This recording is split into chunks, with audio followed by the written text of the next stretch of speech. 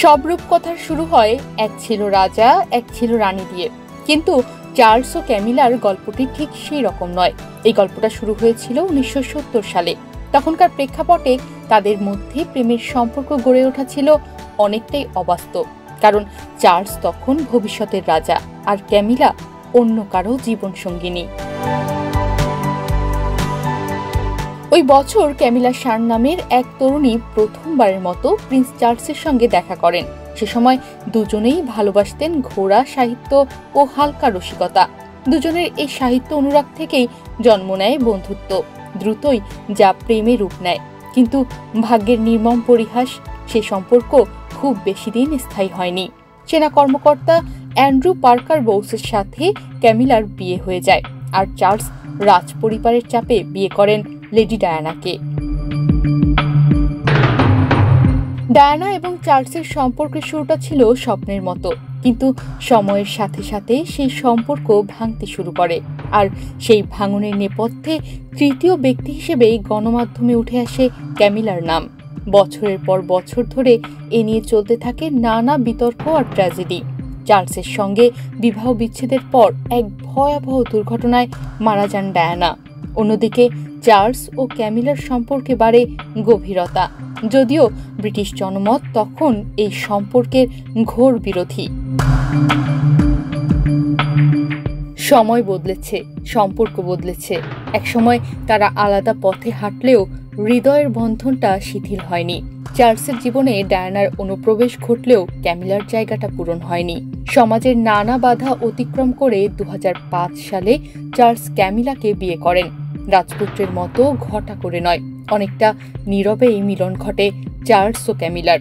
সেই বিয়েতে রাজ পরিবারের অনেকেই উপস্থিত ছিলেন না, তবে রানী এলিজাবেথ পরে তাদের সম্পর্ককে মেনে নেন।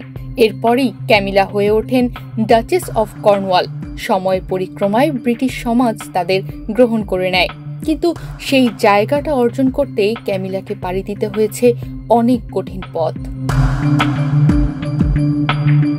এই দীর্ঘ পথ চলায় চার্লস ও ক্যামিলার সম্পর্কের অন্যতম ভিত্তি ছিল তাদের বন্ধুত্ব। একদিকে চার্লস প্রকৃতি ও পরিবেশ নিয়ে গভীরভাবে কাজ করেন, অন্যদিকে ক্যামিলা নারীর বিরুদ্ধে সহিংসতা, সাক্ষরতা এবং স্বাস্থ্য নিয়ে কাজ করেন। তারা আলাদা জীবনযাপন পছন্দ করেন, কিন্তু মনের বন্ধনে অটুট। তারা একে অপরকে বোঝেন, সময় দেন।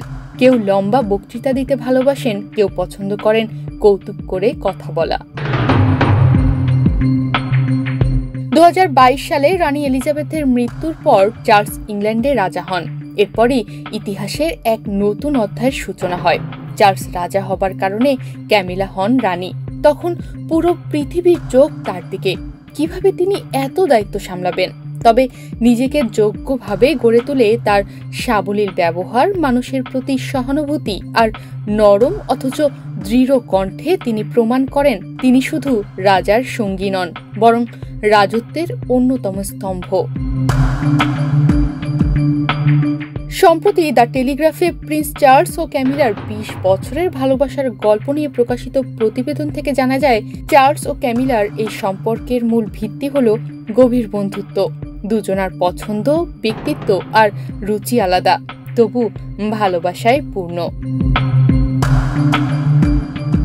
একটা সময় ছিল যখন ক্যামিলাকে কেউ ভালো চোখে দেখতেন না, আর আজ তিনি রাজ পরিবারের মূল শক্তি।